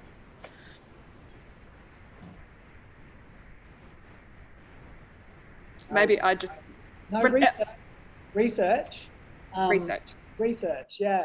Like researching a mentor. Like my first business coach, like the first one because I've had formal and informal relationships. My first business coach, I did a lot of due diligence on that guy because it was going to be a lot of money, and so that was part of it. The next thing I thought about was sometimes we look for the person and we go, I need someone who I feel like I could have a coffee with or a wine with or something. And I think there's something to be said for that. But one of the ways that I've always chosen mentors is that's one kind of mentor that I like. But the other kind, I want someone to call my bullshit. So as a result of that, I'm looking for someone who actually is quite opposite to me sometimes. So because I'm quite wordy, as you might have noticed. I can kind of move things around with words. And what I want someone to say is stop. How many of them did you do? Did you do them by this time? So what I'm looking for in establishing a mentor is someone who's going to complement my skill set through being quite different. You don't build a team of people around you. Good teams have different roles. So it's kind of going, what's the part that I'm really weak in, and trying to find someone like that. And quite often that is going to create a bit of conflict initially, Michelle, because they're going to be quite different to you in the languages they speak. So it's kind of like maybe preparing for that as well. Yeah, it'll put you on kind of an edge. You won't, often people that we don't feel really comfortable being with are the best person that we need right now. We need to learn, why is it that they make me feel this way? What is it about the way they're talking or their personality that is affecting me like this, and often it's because it's something that I really need to learn, and I need to be more open to that. And that's obviously an informal kind of mentorship. I think Patty and Melania have something to say about this as well, up in Cairns. You could see us nattering away here. I think we were just referring to, I recently did a mentorship with a projection artist who was based in Adelaide, and it was for the recent project we were working on. And originally it started because, you know, I really wanted to work with someone on the projections, and I did that. I went through that process of researching. But through that, what was really useful was seeing within their website that they had a process for it, and that they had, you know, mentored other people, and it made it a lot easier for me to want to be able to approach them, which makes me think we should probably put something formal on our own website that this is the kind of thing that we do. But just having that kind of framework made it a lot easier, you know, to get a foot in, because it is a little bit hard just randomly asking people, you know, to play that role with you.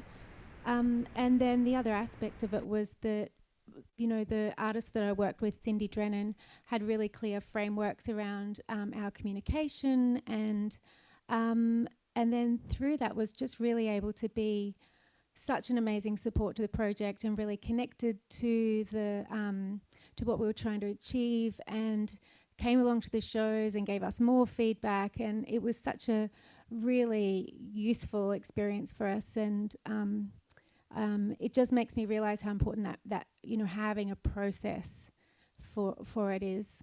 And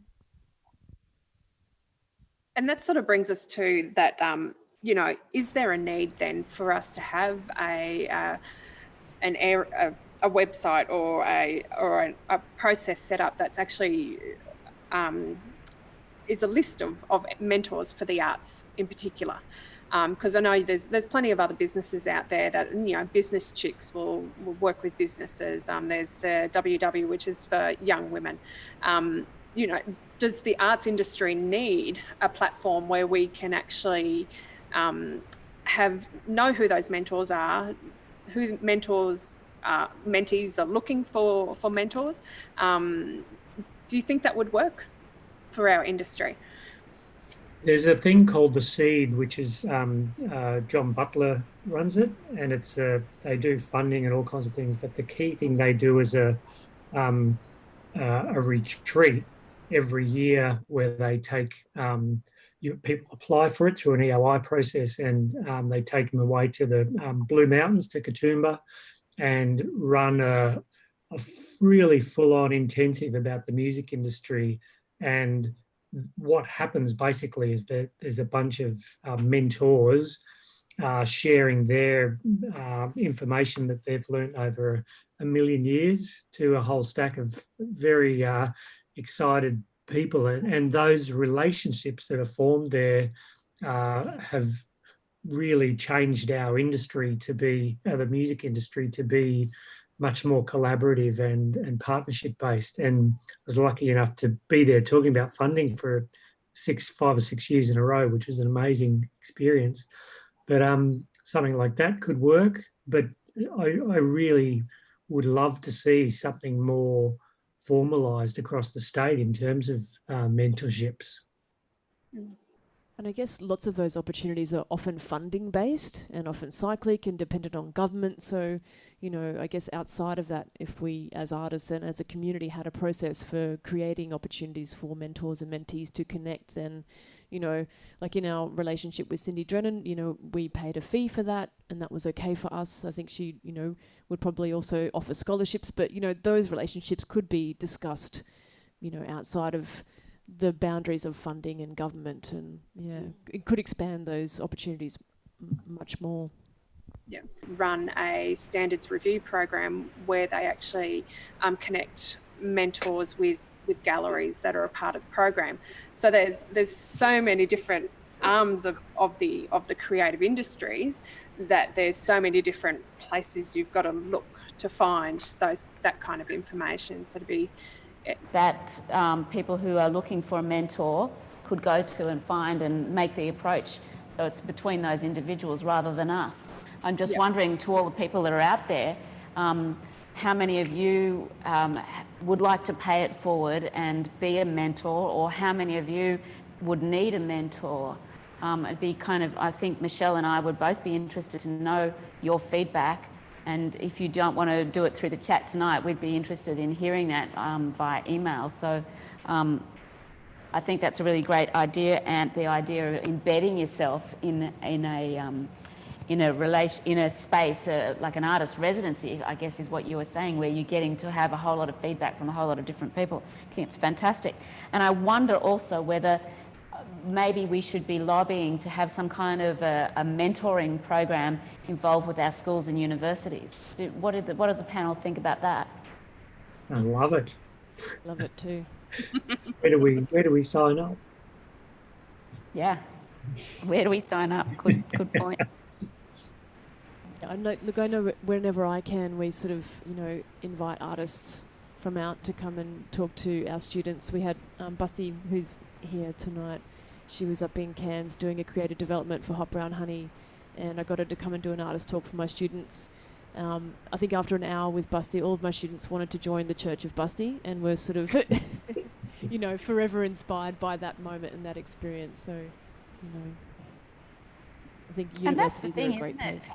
It's that moment in your life where somebody reaches in and has this incredible impact, and we all hear those stories of the great teachers or the great moments where, things have turned around for us. And that's, I guess, what we're trying to say, is that we're all, as individuals, capable of doing that and paying that forward to others, and being that something that inspires people in other people's lives. So I'm just... How might we encourage people to step out of their fear and be more open and think of themselves as being a mentor to people? How might we encourage people to pay it forward?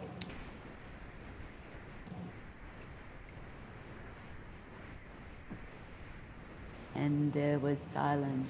I don't know how to answer that one. It's I know.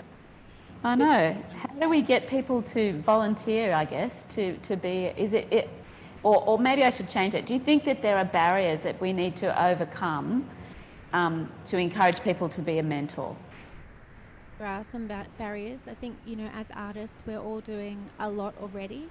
We're kind of already, doing a lot of work just to keep our own careers going. And so I think that time and money can be a real barrier for a lot of artists, with being able to have the capacity to work with other people. And, I certainly know that it was really, great for me to be able to afford to be able to pay someone to mentor me, because it just made that relationship really clear as well, and the time that I was getting really clear, and it meant that I didn't encroach on their time and energy at all.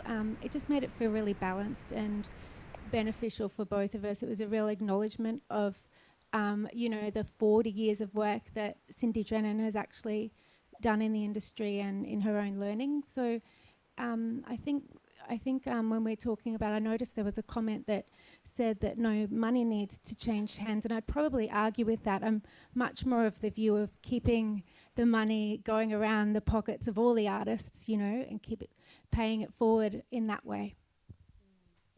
I think that's really interesting too, and if we were going to have those formal mentoring programs where people are being paid to be the mentor, and people value the information they're getting because they're putting their hands in their pocket in some way, or they're part of a funding program, how might we set something like that up? How could that be formalised? And I guess, Ant, this might be a question for you, because you've just implemented a program like that.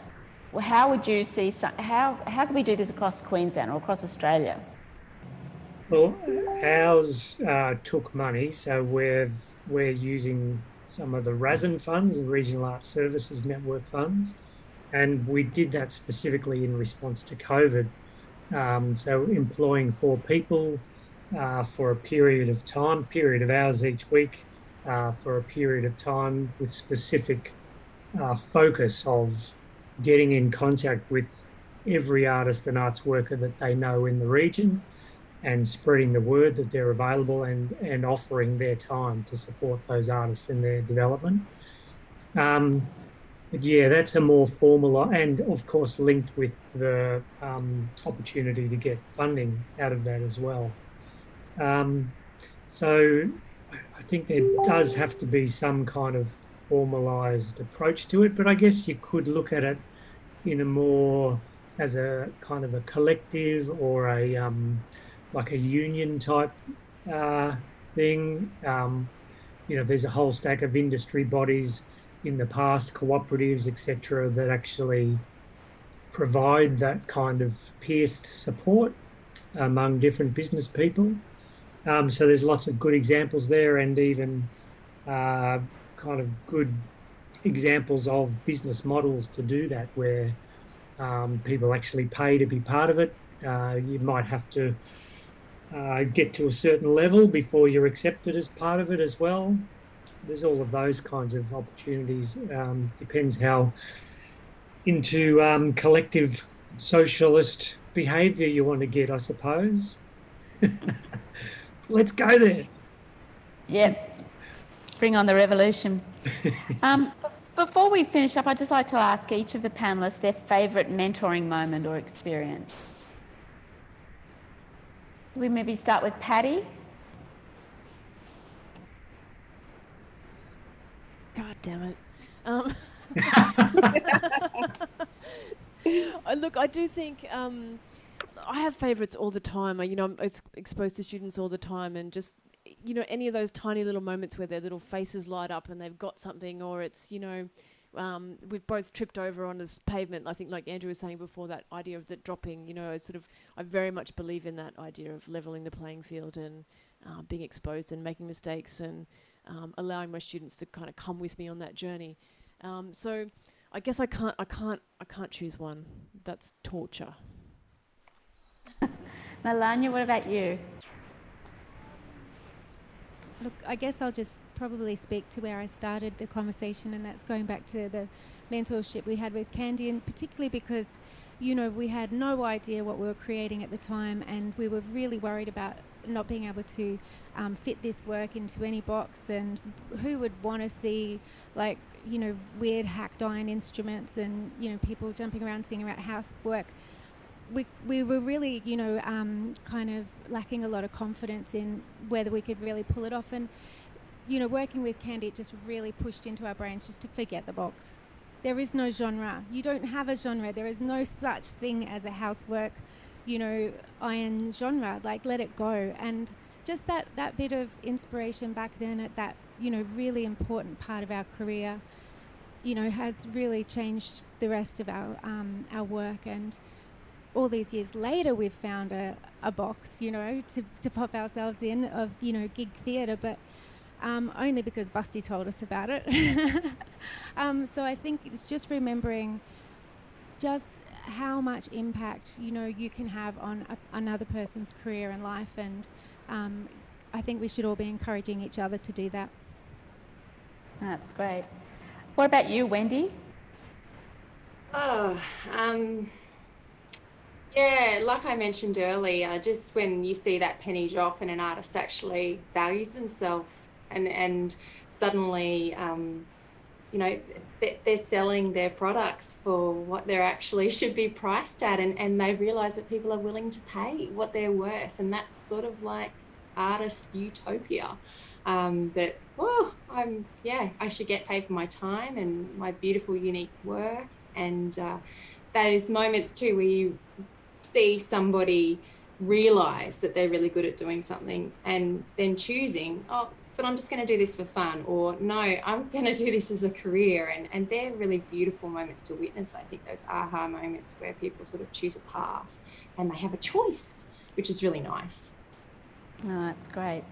I'm just aware that we're almost running out of time, so we might just end the discussion there, and just encourage you to revisit, if you want to look at this again, to go to the Live at the Centre website or the Arts Front website to check out the YouTube clip of this so that you can catch it, and we'll be uploading some transcripts of these sessions in the next few days. And we'd also invite you to join us next month on the 30th of June to talk about placemaking and fabrication. And now I'm going to cross back to Michelle. Good night from here in Beaudesert. Michelle, can you take over the next bit, and then we'll introduce the Ironing Maidens. Lovely, thanks, Bron. So we'd like to thank our guest panel tonight. So Ant McKenna, Andrew Wright, Kim Walmsley, Melania Jack, Patty Priest and Wendy Green. I'd like to thank Auntie Janice that spoke for us this evening for her welcome statement, and I'd like to thank Kim Williams for her lovely artwork and Malanjali Nari for their welcome dance. Richard Usby for our guest chef, and the Overflow Estate on Warralong Dam, my co-presenter Bron Davies and the team at Scenic Rim Regional Council Cultural Services. All the arts captioners and the folk from Arts Front and Brown Velvet Cinema, the tech crew at Beaudesert. And special thanks to the tech team here at the Empire Theatre. And I'm going to take us out with welcome back to live from Cairns, the Ironing Maidens. Stay safe, everybody, and as in the wise words of Kim Walmsley, get your creative on. Great, so it's over to us. This is the interactive part of the evening, like the physically interactive. So this is the bit where you all get to get up, come on, out of those seats, shake it up. Move your camera back so we can see your awesome dance moves. Okay, we're going to have 3 minutes of non-stop housework. Okay, so get your feather duster or, you know, perhaps a broom or a toilet brush or whatever you've got. Just imagine you've got your feather duster. Grab the candle, Bron. Grab the candle. That's it. The candle will do. Wonderful. Okay. If you don't have a feather duster and you're feeling a bit jealous right now, just imagine you have one and feel the fluff with your mind, okay? All right, Patty, hit it. Are we loud enough? Yeah? All right, okay, stretch it out. That's it, a little bit of side to side. Oh yeah, it feels good. Any man will admit that's a lot of work when it's called to his attention in the right way. Yep, get your arms moving, shake it down into your hips. Yeah, beautiful, and body roll. Yes. You're not my breadwinner, I'm not a homemaker, I'll break your plates, I'll take your place, I am a table header. You're not my breadwinner, I'm not a homemaker, I'll break your plates, I'll take your place, I am a table header. You can party like a housewife, baby, come on. Tonight, we can all be housewives. You can party like a housewife, baby, come on. 'Cause we know how housewives like to party. You can party like a housewife, baby, come on. Come on, let's all do it together, let me see you. You can party like a housewife, baby, come on. And the best thing about the housework party is it never ends. Done and done, done, done. Did that washing, did that bit, wash those sheets, bit of dusting. The dishes are done. They were done yesterday. The dishes are done. They were done yesterday. The dishes are done. They were done yesterday. The dishes are done. You just gotta put them away, boy. You! Okay. Now we're gonna do freestyle housework. Freestyle. We've got some vacuuming, vacuuming, vacuuming. Oh, sexy vacuuming. You have to look sexy when you're vacuuming. Windows. Windows. Windows. Get those windows clear. Eliminate germ and cobwebs. Cobwebs. Cobwebs. Are you ready, everyone? 5, 6, 7, and you can party like a housewife, baby. Come on. Woo! Feather duster. You can party like a housewife, baby. Come on. Oh, you look beautiful. You can party like a housewife, baby. Come on. And I love your moves. Looking good. You can party like a housewife, baby. Come on. Last little bit of cobwebs. Cobwebs. Gotta get this house cleaned up. Beautiful. Well, I think that's a clean house. Now, before we go, it wouldn't be a gig if we didn't have a little bit of a merchandise plug. We've got some lovely tea towels here for you. So during COVID, we've been stockpiling merch. We have almost used it as toilet paper, but not this one. This is clean. And you can have it if you go to www.ironingmaidens.com. We also have some lovely aprons. And we have a special new tea towel project that's starting in June, which we can't tell you about, but if you pop to the website, you can keep in touch with us and get your iron on. Thank you for having us. Thank you.